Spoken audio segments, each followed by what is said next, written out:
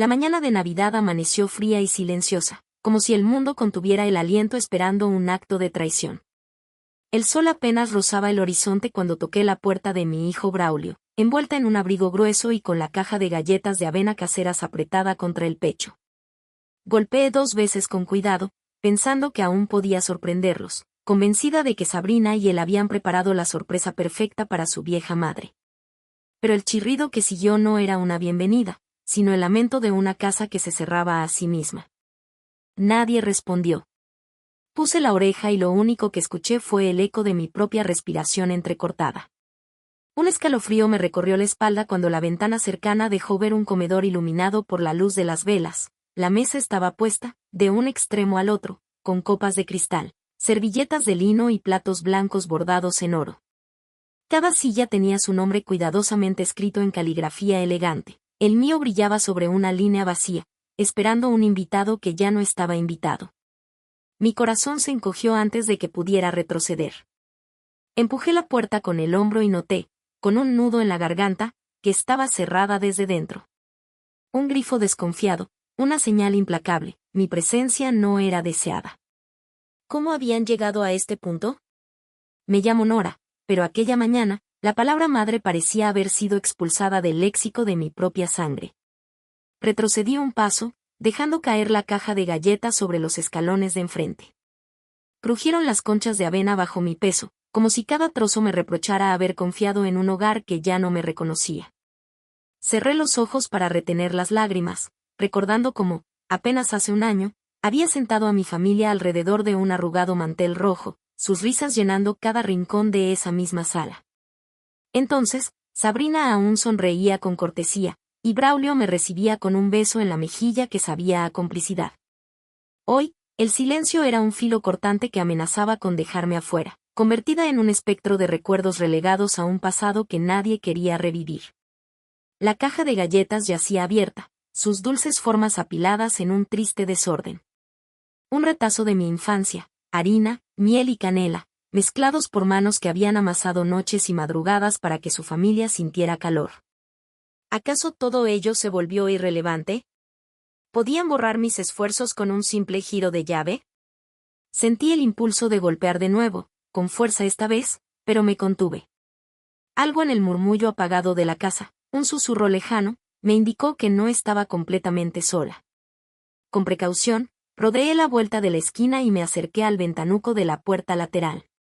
A través del cristal empañado vi a Sabrina atareada, su rostro pálido y sus movimientos rígidos, como si quisiera borrar cualquier rastro de calidez. Extendía los platos sobre la mesa con la frialdad de quien dispone piezas en un tablero de ajedrez. Braulio, de pie a su lado, clavó la mirada en el suelo, incapaz o quizá demasiado orgulloso para elevarla hacia la ventana. Unos instantes, quizá un suspiro, bastaron para que el mundo se estremeciera ante la crudeza de su indiferencia. Mi pulso se aceleró. No era la primera vez que algo así sucedía, pero nunca lo había enfrentado tan directamente. Desde que Sabrina llegó a nuestras vidas, todo cambió. Primero, pequeños gestos, una palabra áspera, una invitación olvidada, un regalo que jamás apareció. Luego, las discusiones por teléfono, las llamadas cortadas en el momento en que yo pronunciaba su nombre. Pero yo, aferrada a la esperanza de reconciliación, había optado siempre por la paciencia. Esta vez, sin embargo, el silencio me golpeaba como una bofetada. Un cuarto sin voz, un hogar sin madre. ¿Era esa la Navidad que habían planeado para mí? Retrocedí, la caja de galletas balanceándose en una mano. Las galletas rodaron por el suelo, y el tintineo de la cortina al cerrarse tras mí me recordó que estaba excluida. Con un suspiro, me senté en los escalones, sintiendo el frío calar hasta los huesos. Cerré los ojos y respiré hondo. No permitiré que esto sea mi final, me dije en voz baja. Pero el corazón pesaba, y la incertidumbre rozaba el miedo. ¿Dónde encajaba yo ahora? ¿Quién defendía a la mujer que se había sacrificado por criar a ese hijo que ahora la ignoraba? Fue entonces cuando recordé la pequeña grabadora que guardaba en mi bolso, un dispositivo sencillo que me había servido durante años para registrar lecturas y pensamientos. La busqué entre mi abrigo y la sostuve firme, como un escudo protector. No quería confrontarlos sin pruebas. Sabrina había comenzado a dejar caer amenazas veladas, palabras frías que helaban la sangre, murmullos sobre papeles y firmas, menas de documentos que yo supuestamente debía firmar. Papeles que, según ella, garantizarían mi bienestar, pero que sentía destinados a robarme mi casa, mis pertenencias, mi voz. No estaba dispuesta a ceder sin luchar. Con determinación renovada, me levanté y rodeé la casa con paso cauteloso. Tras girar en el jardín cubierto de escarcha, encontré la pequeña puerta que daba al sótano, esa entrada oscura que siempre disponían para almacenar abrigos viejos y cajas de adornos navideños olvidados. Sabrina me había indicado varias veces que guardara allí mis cosas cuando llegara de visita. Ay, de rodillas, vi la cerradura metálica y recordé la última vez que una llave me abrió ese mismo portón, una invitación velada a pasar de una madre a una sirvienta, de un calor añorado a una soledad aceptada. Respiré hondo y deslicé la grabadora en mi bolsillo interior, pulsando el botón de encendido. Hola, soy Nora. Navidad de 2025. Mi voz, al principio temblorosa, cobró fuerza con cada palabra. Registré la fecha y el frío que se colaba por la rendija. Estoy a punto de entrar a un lugar al que no se me permite acceso. Quiero dejar constancia de todo lo que suceda a partir de ahora. Impulsada por la necesidad de documentar cada amenaza, busqué la llave que Sabrina, con su cortesía disfrazada, me entregó en un sobre blanco la noche anterior por mensajería. Aquella llave pequeña era la promesa de su hospitalidad, pero yo, astuta, ya sospechaba que era un anzuelo. La saqué del bolsillo y, tras un breve vacilamiento, la introduje en la cerradura. El giro sonó en mis oídos como un disparo. La puerta se dio con un chirrido lastimero que se extendió por la madera vieja. Me adentré un paso, aferrándome al marco con la mano libre, dejando que la grabadora captara el crujir de mis botas sobre los peldaños. El sótano estaba tenuemente iluminado por una bombilla desnuda que colgaba del techo. Un aire húmedo, cargado de polvo y recuerdos amontonados, me envolvió.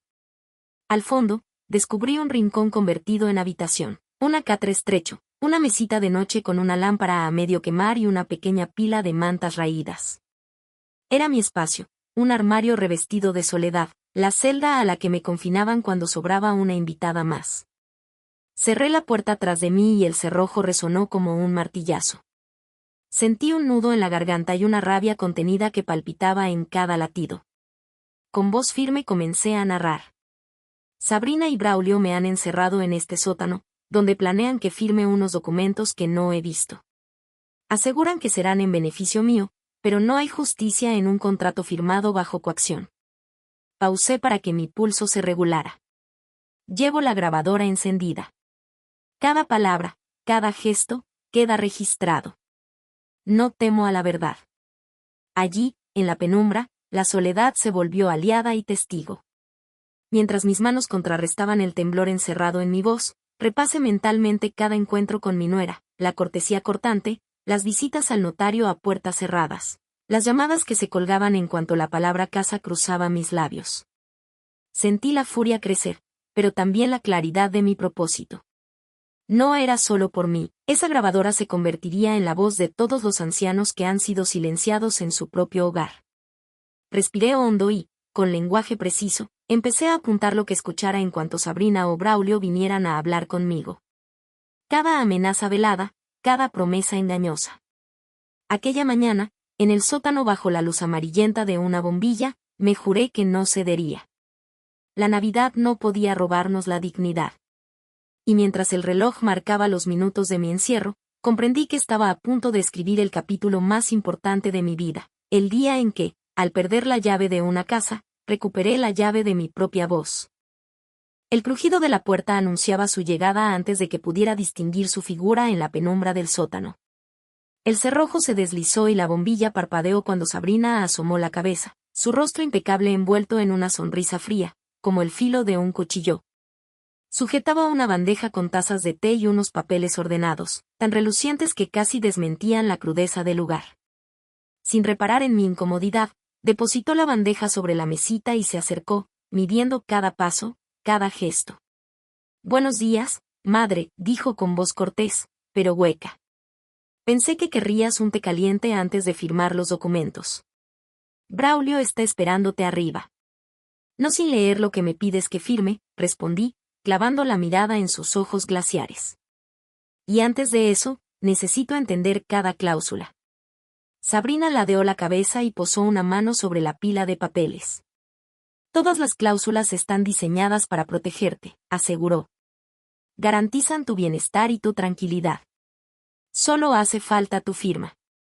Noté en su tono la sombra de la amenaza. Era sutil, casi imperceptible, pero mi grabadora no la pasaría por alto. Pulsé un botón en mi bolsillo, asegurándome de que el pequeño aparato continuara registrando. ¿Protección? Musité. ¿Firmar para que mis nietas puedan heredar antes que yo? ¿Para que decidan si me quedo o me voy de mi propia casa? Ella se tensó, y de la nada emergió la figura de Braulio detrás de la escalera. Su presencia añadió peso al aire, como si me recordara que estaba rodeada. Avanzó un paso, la camisa planchada, el rostro serio. Mamá, dijo él con voz cansada, esto no tiene que ser difícil. Solo confía en nosotras, en mí. Firmas y todo se resuelve. Mi corazón latió con fuerza. Aquel confía resonaba hueco, destinado a ocultar lo que sucedería si me negaba. Pero mi grabadora crujía con cada palabra. Voy a revisar todo, expliqué con suavidad firme. No firmaré nada a ciegas. Sabrina suspiró, apoyando una mano en la pared agrietada. No entiendes, madre, susurró. Si no firmas ahora, tendremos que tomar medidas más drásticas. El silencio se hizo tan denso que casi podía tocarlo. Descubrí en la mirada de Braulio un destello de remordimiento, apagado por la urgencia de complacer a su esposa. Sabía que me amaba, que llevaba dentro de sí el niño que arrullé en mis brazos, pero también sabía que se sentía atrapado entre la lealtad hacia su propia sangre y la seducción de un futuro aparentemente impecable con Sabrina. Mis manos se alzaron, con decisión. Que hablen claro, exigí. ¿Qué es más drásticas? Ella esbozó una media sonrisa, y en sus ojos brilló la arrogancia de quien se siente dueña de la verdad.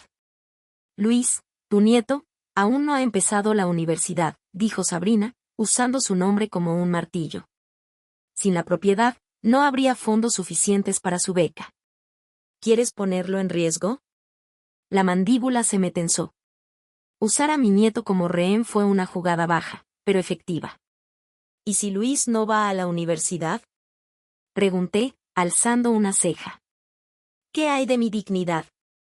Tu dignidad está asegurada, replicó Sabrina con fingida calma, pero no puedes negarte sin consecuencias. Braulio respiró hondo y bajó la mirada al suelo. La tensión se palpaba. Respiré profundo y recordé las palabras de mi abuela, la fuerza que corrió por mis venas cuando ella me enseñó a no ceder ante la injusticia. Estoy aquí para leer y decidir, dije con voz firme. No firmaré nada hasta consultarlo con mi abogada y mi nieta Maya.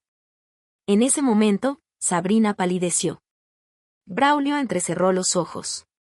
Vi en ellos el miedo real por la grabadora. Yo, sin embargo, me sentí invadida por una calma suave pero poderosa.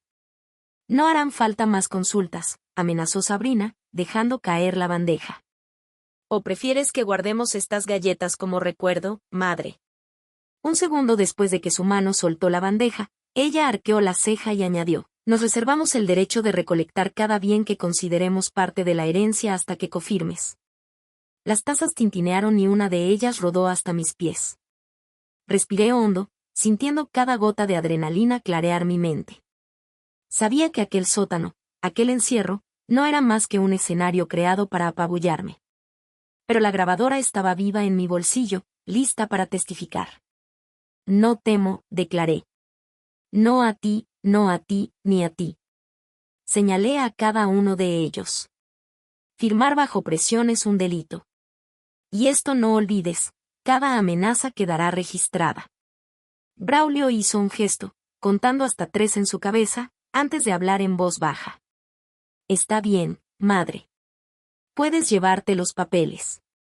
Me tendió la carpeta con ligero temor. La tomé lentamente, sin apartar la mirada de su rostro. El silencio reinó durante un instante que me pareció eterno. Después, me giré y subí los escalones con paso firme, sujetando mis documentos como un trofeo. Cada escalón hacía crujir la madera del antiguo hogar. Al llegar arriba, ambos cerraron la puerta del sótano tras de mí, pero esta vez sin cerrojo, una rendija de respeto forzado. En el comedor, la mesa seguía inmaculada. Los mantelitos de encaje y los suculentos bastones de caramelo odiaban mi presencia. Sabrina se mantuvo erguida junto al lado opuesto de la mesa, cruzando los brazos. Braulio se sentó en el asiento más cercano, sus hombros hundidos bajo el peso de la culpa. Sin mediar palabra, coloqué la carpeta sobre la mesa y la empujé con delicadeza hacia Sabrina.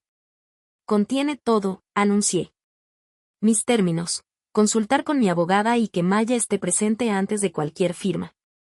Sabrina abrió la carpeta con un movimiento lento, como si revisara una pieza valiosa de museo. Encontró hojas en blanco donde esperaba que mi firma manchara con tinta mi victoria o mi derrota.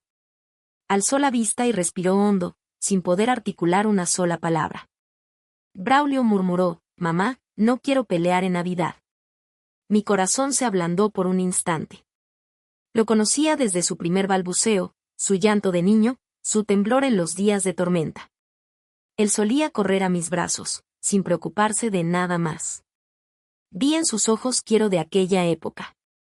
Pero ahora sonreí con tristeza. «No es una pelea, hijo», contesté con ternura. «Es justicia». Los platos parecían suspirar ante esa verdad. Sabrina guardó los papeles en la carpeta, la cerró sin prisa y me entregó el sobre con mi llave. En sus labios, un gesto que podría ser gratitud o pura pose. «Lo hablaremos con calma», susurró. «Disfruta del té». Me serví una taza con cuidado, observando la infusión humeante. Un sorbo abrillantó mi interior con calor. Miré a mi familia, intacta en apariencia pero agrietada por la codicia. Apreté el borde de la taza con dedos firmes. «Gracias», dije.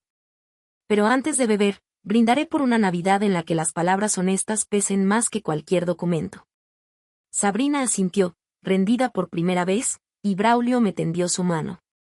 Durante un segundo fugaz, fuimos madre e hijo, unidos más allá de cualquier engaño. Al alejarme de la mesa con mi taza, supe que había dado el paso decisivo. La grabadora, oculta en mi bolso, bullía de registros. Tenía el poder de transformar aquel silencio frío en un clamor de verdad. Y mientras el aroma del té se mezclaba con el perfume discreto de la decoración navideña, entendí que la lucha había comenzado. No en un tribunales, sino en esa misma mesa. Allí donde intentaron expulsarme, allí donde puse mis condiciones, iniciaba mi victoria. Mientras terminaba el sorbo de té, un calor diferente me envolvió, el fuego de la esperanza. Con cada gota, renovaba mi convicción de que no sería silenciada. Me levanté con cuidado, dejando la taza en su platillo y respiré hondo, sintiendo el eco de mis pulsaciones en cada rincón de aquella sala. Afuera, la bruma navideña envolvía el jardín. Adentro, la tormenta de mis pensamientos se calmaba en una promesa: Maya vendría. Subí por las escaleras con paso sereno, deteniéndome en cada peldaño para dejar atrás el peso de la injusticia y recoger el valor. Alcancé mi habitación y cerré la puerta tras de mí. Sobre la mesa de noche, la grabadora descansaba junto a mi bolso, el testigo fiel. La tomé y apreté el botón de pausa antes de buscar mi teléfono. Con dedos algo temblorosos, marqué el número de mi nieta. «Maya, cariño, necesito que vengas de inmediato», dije con voz suave, pero urgente. «Trae a la abogada. Es Navidad y aquí se cuece algo muy feo». Silencio al otro lado, sabía que, en ese instante, ella corría el riesgo de cerrar exámenes. Más escuché su determinación. «Abuela, donde digas estaré. No te preocupes». Colgué y sentí un alivio primitivo, esa certeza de que no caminaría sola. Empaqué la grabadora, unos documentos propios y mi bufanda, antes de salir al pasillo. La decoración navideña parecía tan frágil como la fachada de armonía que habían construido Sabrina y Braulio. Tomé aire y crucé la puerta del cuarto, lista para afrontar cualquier intento de retenerme. En el salón, la mesa se veía tan impecable como siempre, pero yo ya no era la invitada relegada. Deposité mi bolso sobre un sillón cercano. La mirada de Sabrina se encontró con la mía y pude ver en sus ojos un destello de alarma. Braulio, a su lado, se removía en silencio, como si buscara huir de su propia culpa. «Tengo que salir un momento», anuncié, con una sonrisa serena. «Miro la calle y están llegando las primeras nieves de la mañana. Algo hermoso para contemplar antes de un nuevo año». Ella asintió, sin convencerme del todo. Guardó silencio.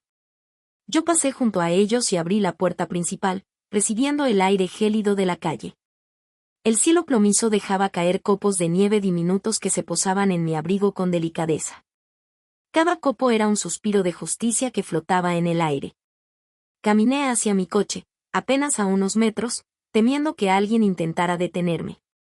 Pero la puerta se abrió ante mí sin resistencia. Me senté y encendí el motor. Mientras esperaba a que se calentara, repensé las últimas palabras de Sabrina, más drásticas. Aquella frase resonaba en mi mente como una amenaza velada. ¿Qué podrían intentar si no cedía a su chantaje? Arranqué, con cuidado de no pisar demasiado fuerte el acelerador, y conduje por la carretera cubierta de hojas heladas. Cada kilómetro me acercaba a mi nieta, pero también me alejaba de la casa que ya no era la mía. Sentí un nudo en la garganta, pero lo transformé en determinación. No volvería a ese sótano sin cerrar mi triunfo. El trayecto, de apenas 15 minutos, se me hizo eterno. Recordé a Maya de niña, saltando en los charcos cuando la costa se llenaba de lluvia, sus risas pintando de color cada día gris. La oí llamarme abuela de hierro y supe que esa fuerza me guiaba. Cuando llegué a su edificio, aparqué con prisa. El portón de hierro forjado computaba la matrícula y giró con un clic familiar. Subí por la escalinata hasta el cuarto piso, donde el pasillo olía a velas de jazmín y a limón. Toqué suavemente y la puerta se abrió casi al instante. Maya me acogió en un abrazo que disipó todo frío. Detrás de ella apareció la abogada, Clara Ruiz, ataviada con un abrigo elegante y un maletín de cuero. Sus ojos eran firmes, su voz clara.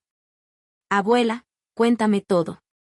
La invité a entrar y nos sentamos en el salón estrecho de su apartamento. Sobre la mesita, un mantel de punto y un cuadro antiguo de la familia, que incluyó mi sonrisa de juventud y el primer retrato de Maya. Me sentí flotar entre cariño y justicia. «Sabrina y Braulio me están forzando a firmar documentos para ceder mi casa», expliqué, con la grabadora en el centro de la mesa. Me encerraron en el sótano, me trajeron té como señuelo, y amenazaron con medidas más drásticas si me negaba. Clara asintió, sacó unas carpetas y empezó a repasar las declaraciones. Yo pulsé play en la grabadora. La voz de Sabrina fluyó cristalina. «Si no firmas ahora, tendremos que tomar medidas más drásticas». La primera amenaza quedó registrada. Clara levantó la vista. «Esto es coacción. Tu caso es sólido. Necesitaremos presentar la grabación y los correos electrónicos de la mensajería». Me miró con decisión. «¿Tienes copia de los sobres y las llaves que te dieron?» Asentí y saqué el sobresellado con la llave, entregándolo. Clara lo inspeccionó, lo selló en una funda de evidencia y luego sonrió. «Buen trabajo, abuela. No imaginaban que llevarías testigos». Maya se inclinó sobre la grabadora y añadió: «Abuela, yo grabé parte de su indiferencia cuando vinieron al hospital hace meses. Que esto sea la prueba final. No podemos permitir que jueguen con tu dignidad». El calor del afecto se mezcló con mi orgullo. Con voz firme dije: «Quiero presentar la demanda mañana. Y que esa casa vuelva a ser mía si no prueban ser proveedores de mi bienestar». Clara asintió. «Conviene preparar todo para audiencias preliminares la próxima semana. Tienes derecho a una orden de restricción para evitar contacto durante el proceso». Sentí un alivio inmenso. Las cuerdas invisibles de miedo se desprendían de mi cuerpo. Clara cerró su maletín, se puso el abrigo y se despidió con un apretón de manos. «Descansa esta noche. Mañana celebramos en tu hogar», sonrió. «Navidad puede ser reescrita». Maya me acompañó a la puerta, y afuera la nieve comenzaba a cuajar en los techos. Antes de entrar al coche, volteé el rostro al cielo, Cada copo parecía una carta escrita por el destino, anunciando un futuro con justicia y abrigo. Al encender el motor, pensé en la reacción de Sabrina y Braulio al saber que no volvería sin una victoria. El timbre de la puerta de la casa resonó en mi mente. ¿Qué encontrarían al regresar? ¿Un hogar vacío? ¿Una madre fortalecida por la ley? Con la mirada en la carretera, respiré hondo y me repetí una pregunta: ¿quién teme la verdad? El motor ronroneó y las luces del tablero brillaron como un faro en la noche. Mientras conducía hacia lo desconocido, supe que ni la más gélida Navidad podría apagar la chispa de mi voz.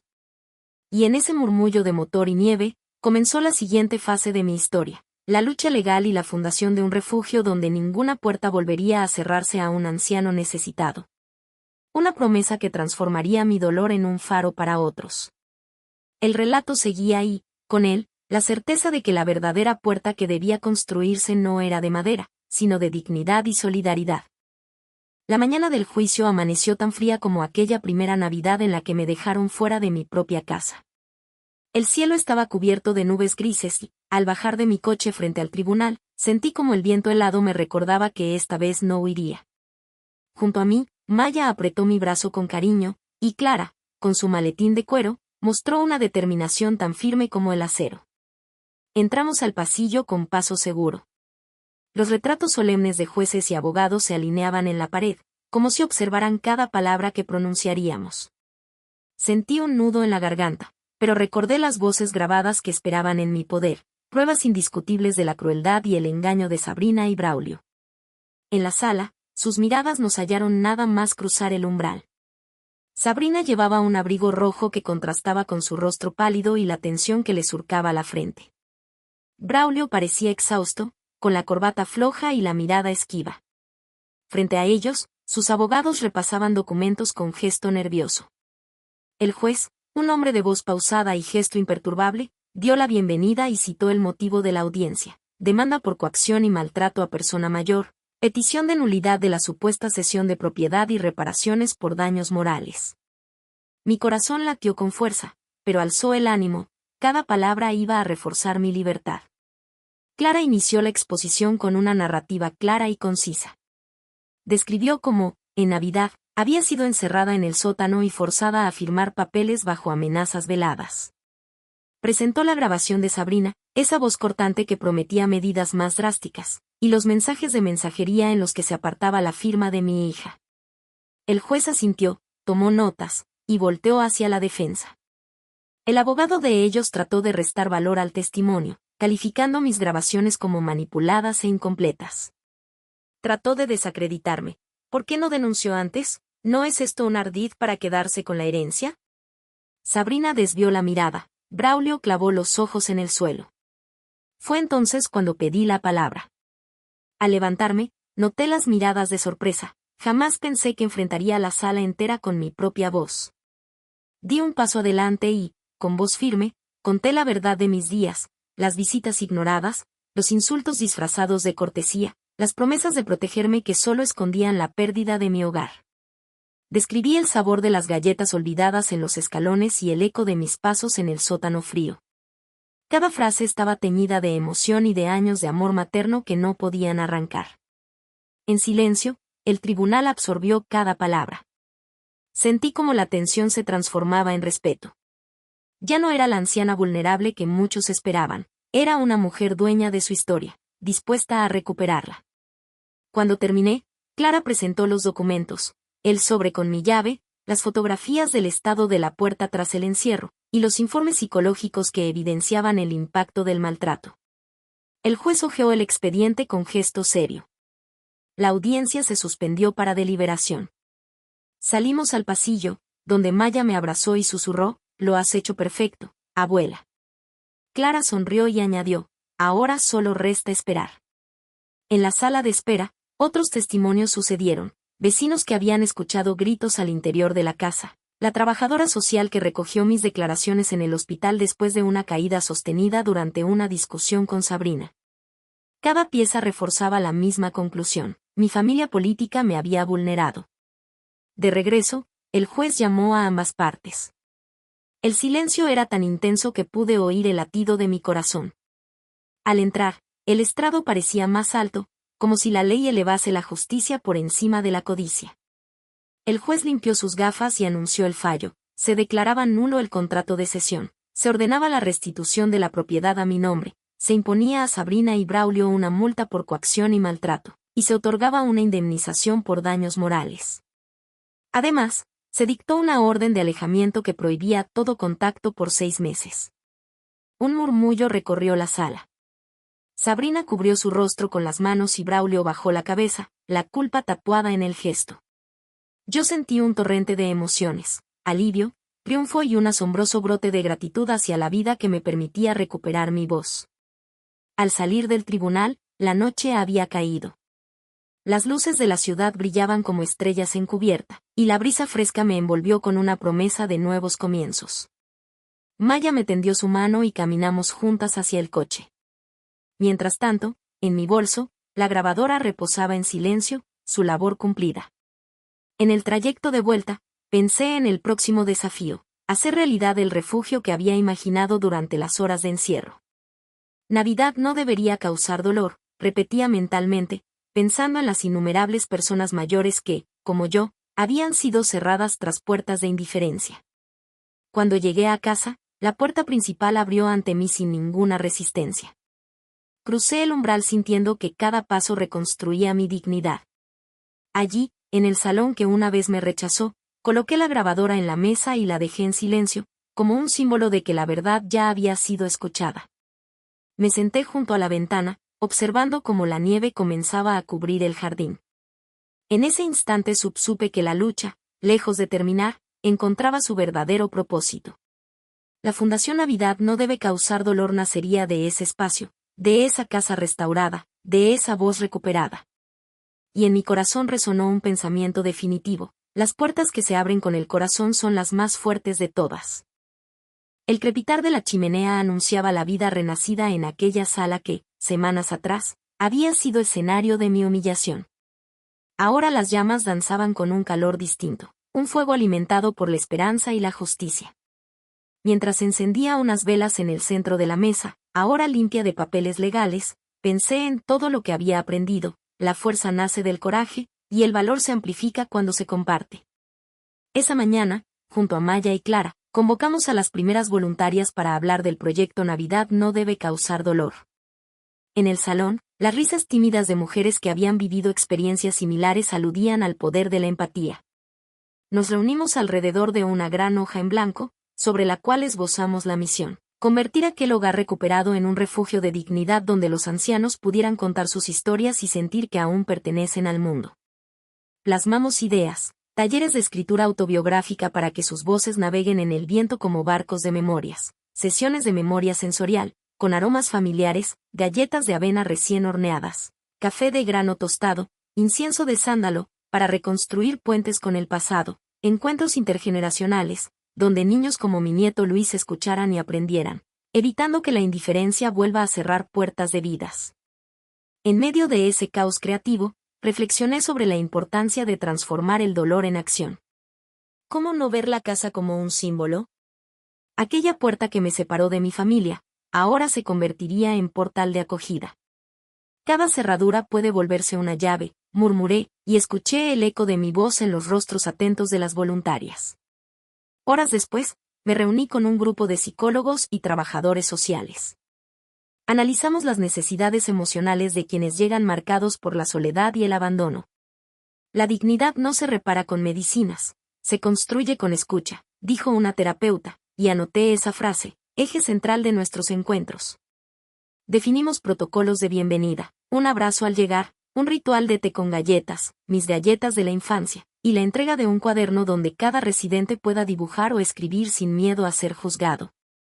Durante el almuerzo, sentada a la mesa donde antes presenté mis condiciones, sentí el contraste: la misma madera que resonaba con el crujido de mis pasos en el juicio, ahora soportaba manteles de colores cálidos y platos llenos de sopa casera. Saboreé cada cucharada como un símbolo de recuperación. Miré a Maya y sus ojos brillaron con orgullo: éramos madre e hija, cómplices de un cambio real. Por la tarde, visité a varios ancianos del barrio para proponerles unirse al refugio.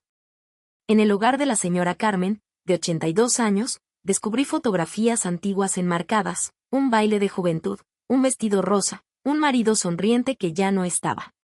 Cuando le hablé del proyecto, sus manos temblaron de emoción y pronunció una frase que me heló el corazón. Pensé que mi historia había terminado. La invité a escribir, a convertirse en guía de las nuevas voluntarias para que su legado guiara a otros. Mientras la llevaba de vuelta, reflexioné, ¿qué tan fácil es olvidar a quienes edificaron nuestro presente? La respuesta era dolorosa, demasiado fácil. Pero allí, en su voz quebrada, hallé la fuerza para mostrarle al mundo que las mesas siempre pueden extender un lugar más. Esa noche, antes de dormir, repasé el plan de actividades para el mes siguiente. Entre las páginas, encontré mi grabadora inactiva, testigo mudo de aquel escarmiento. La tomé con ternura y me pregunté, ¿hasta dónde llegará este eco de justicia? No tenía la respuesta, pero sabía que el sonido de tantas voces unidas sería imparable. Entre sueños, imaginé la casa llena de cantos, tertulias filosóficas junto al fuego, relatos de vida que renacían como aves en vuelo. Comprendí que, al perder a un hijo que me había cerrado la puerta, había ganado una familia amplia, diversa, unida por el anhelo de dignidad. Al despertar, el sol se colaba por la cortina y acariciaba las cenizas de la chimenea, vestigio de aquella primera reunión. Al levantarme, sentí el peso de la responsabilidad, pero también la ligereza de quien ha encontrado su camino. En el espejo, mis ojos reflejaban la mirada de una mujer que, al perder una casa, recobró un hogar de almas. La fundación apenas comenzaba, y ya sabía que la Navidad de muchos dejaría de ser sinónimo de tristeza. Cada día traería nuevas historias, nuevos rostros que rescatar, y un solo propósito, que ninguna puerta vuelva a cerrarse con llave en el corazón de un anciano. La mañana siguiente al lanzamiento del primer taller fue un torbellino de emociones. Entré en la casa reconvertida antes del amanecer, sintiendo en cada pasillo el murmullo de historias deseosas de salir a la luz. En el salón principal, las mesas estaban dispuestas para la sesión de memorias bajo la luna, un encuentro nocturno donde los ancianos narrarían sus vivencias mientras alfileres de luz titilaban en las lámparas de pie. Aún había una mezcla de nervios y expectativas. Mis voluntarias corrían de un lado a otro con carpetas y hojas de inscripción, y yo, con el peso ligero de la ilusión, comprobé por última vez el proyector con fotografías antiguas que habíamos escaneado, imágenes de barcos naufragados, de bodas con velos rasgados por el viento y de rostros que el tiempo había suavizado, pero no borrado. Cuando llegó la hora, las puertas se abrieron y una fila de abuelos y abuelas se adentró con dudas y tímidas sonrisas. El crujido de sus bastones sobre el suelo de madera y el roce de las chaquetas mientras se acomodaban en las sillas parecían un canto pausado de bienvenida. Cada uno recibió un cuaderno forrado en tela, regalo de la comunidad de costureras voluntarias, y una pluma nueva que relucía como herramienta de liberación. La luz menguante de la tarde envolvió la sala cuando iniciamos el círculo de presentación. El silencio se hizo espeso, casi reverencial, y el primer orador fue don Ricardo, un marinero jubilado con mirada de quien ha visto océanos infinitos y tormentas sin fin. Con voz rasgada por el salitre de los recuerdos, relató la noche en que el barco en el que viajaba quedó a merced de la luna muerta, y como una canción de su madre lo guió de vuelta a puerto. Cada palabra hundía raíces profundas en los corazones de los oyentes, y al finalizar, un aplauso solemne llenó el espacio. A continuación, doña Elena, cuyos dedos habían tejido alfombras reales, describió la tela que bordó para la reina de un país lejano y el orgullo que sintió al ver su obra colgando en un palacio. Entre sollozos agradeció la oportunidad de reconectar con un pasado que, hasta ese momento, creía perdido para siempre. Sentada al fondo, observé el brillo en los ojos de Maya, que tomaba notas y registraba cada relato para compartirlo en el blog de la fundación. Pensé en cómo aquel proyecto había evolucionado, de mi tensión en el sótano a este coro de voces liberadas. Pero no todo era calma. Al finalizar la sesión, recibimos una llamada urgente del ayuntamiento. Un requisito burocrático había expirado y, si no presentábamos los papeles renovados antes de fin de mes, perderíamos la licencia para operar. Aquella noticia cayó como un balde de agua helada sobre mis hombros. El comité de voluntarios, agotado tras las jornadas intensas, miró con incertidumbre al techo. Yo sentí un puñal de miedo. ¿Sería esta la primera puerta que volverían a cerrarnos? Sin permitir que el pánico se asentara, reuní al equipo en la cocina, convertida en improvisada oficina, y repartir responsabilidades. Clara se ofreció a gestionar los documentos legales, Maya, a coordinar el envío de formularios electrónicos, y yo, a hablar con el concejal de Cultura para explicar el impacto social del proyecto. Aquella tarde corrimos contra el reloj, buscamos sellos, imprimimos copias, sellamos sobres y preparamos un dossier de testimonios para acompañar la renovación. A pesar del vértigo, la energía colaborativa nos sostuvo. Al caer la noche, enviamos todo por mensajería urgente y, extenuados, nos reunimos en círculo con una infusión caliente. El aroma a jengibre y canela se mezcló con la satisfacción del deber cumplido. Brindamos con tazas humeantes y, en un instante de silencio compartido, sentí que habíamos pasado una prueba crucial, la perseverancia ante los muros administrativos. Sin embargo, mientras la luna se alzaba en el cielo, una sombra de duda cruzó mi mente. ¿Qué otras pruebas vendrían? Sabía que la verdadera fortaleza de la fundación no descansaba solo en los espacios acogedores, sino en la capacidad de resistir tormentas, internas y externas. Con ese pensamiento me despedí, convencida de que, mientras hubiera una historia sin contar, ninguna puerta podría mantenerse cerrada para siempre. La madrugada posterior al revés de tribunal fue condeada entre los pliegues de mi mente como un lienzo en blanco, listo para ser pintado con promesas renovadas. Desperté antes del amanecer, con el corazón palpitando a un ritmo sereno. Esa mañana, el silencio no era vacío, sino expectante. Al asomarme a la ventana, vi el rocío brillante posarse sobre las ramas desnudas, y supe que cada gota llevaba el reflejo de una nueva oportunidad. Entré en el salón, convertido ya en oficina de la fundación, y encontré a Maya revisando el calendario de actividades. Sus dedos danzaban entre notas de color y recordatorios. Su energía juvenil impregnaba cada rincón. Hoy recibiremos a nuestro primer grupo de voluntarios intergeneracionales, anunció sin voltear. Sonreí, aquel día marcaba el inicio de un puente tangible entre generaciones, y confirmaba que nuestro sueño cobraba vida. Recorrí las estanterías donde alineamos los cuadernos azules de memorias bajo la luna y mis galletas de avena reposaban junto a tazas de té aromático. Cada objeto evocaba un recuerdo de lucha y triunfo. Ya no eran meros utensilios, sino símbolos de resistencia. Pensé en don Ricardo cantando su nana marinera, en doña Elena bordando sus novelas de seda, y comprendí que, al entregarles espacio y tiempo, les devolvíamos algo que nunca debió perderse.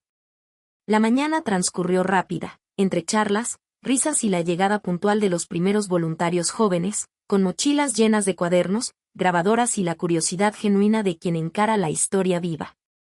Formamos parejas, un anciano y un voluntario, dispuestos a desentrañar memorias.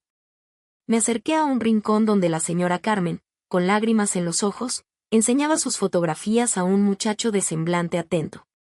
Observé el vínculo nacer en esa complicidad silenciosa, y sentí como la fundación rompía barreras de soledad. Al mediodía, reunimos a todos en círculo para compartir las primeras impresiones. Un aire de fraternidad flotaba entre nosotros. El joven entregado al relato de sus abuelos confesó que entendía, por fin, el valor de la vejez como un arte de vida. La señora Carmen, tras leer una de sus historias, cerró el cuaderno y exclamó: «He recuperado mi voz, y con ella, mi infancia».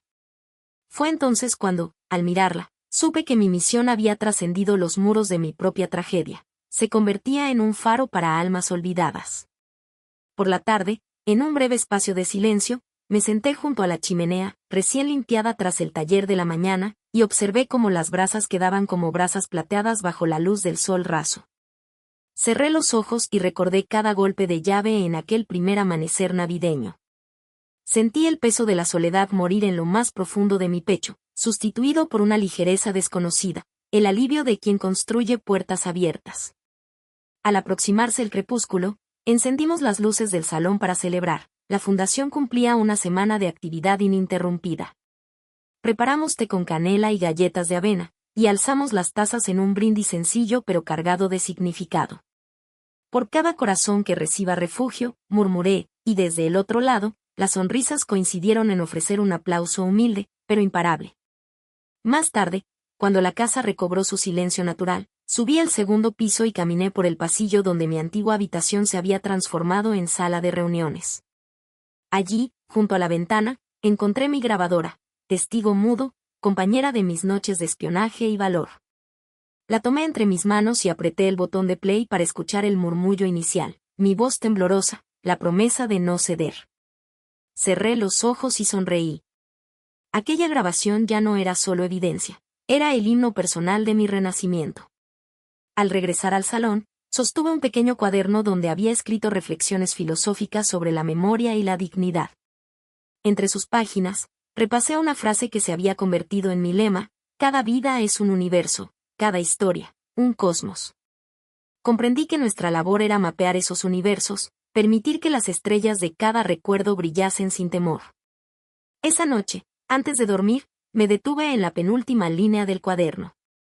Estaba escrita con tinta azul y caligrafía firme: el verdadero hogar no es un lugar, sino el reconocimiento de nuestra propia voz. Sonreí y cerré el cuaderno. Mañana comenzaría un nuevo capítulo, con más voces, más historias, más puertas que abrir. Mientras el reloj marcaba la medianoche, sentí que la Navidad ya no era una fecha en el calendario, se había convertido en un estado de ánimo permanente, hecho de empatía, justicia y calidez compartida. Y, en lo más profundo, supe que al recobrar mi voz, había encendido la voz de muchos, y juntos escribiríamos un nuevo relato, uno donde las puertas siempre estuvieran abiertas. Suscríbete.